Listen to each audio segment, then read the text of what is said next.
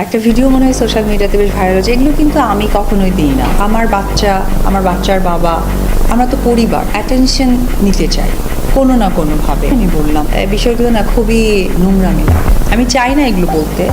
কাউকেই চিনি না, কারণ আমি আমার যোগ্যই মনে করি না, এই জন্য চেনার প্রয়োজন মনে করি না।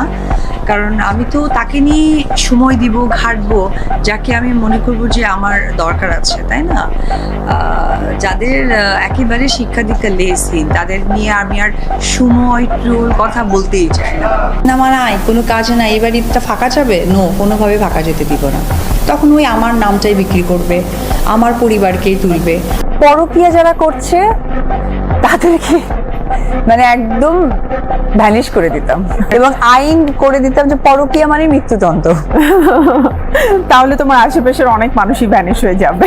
যদি আব্রামটা না থাকতো তাহলে তাকে আমি যোগ্যই মনে করতাম না। ব্যাপারটা এমন হয়ে গেছে যে মানে সামনে গেলেও একটা লাথি, পেছনে গেলেও লাথি, ডানে গেলেও একটা ঘুষা, বাইরে গেলেও একটা ঘুষা। তুই হাট বা কি দেখতে যাকে ভালো লাগে না তার চলন বেঁকা। তাদের আবির্ভাবটা কেন আমার মাঝে, আমার সংসার, এভরিথিং সব কিছু, তাই না?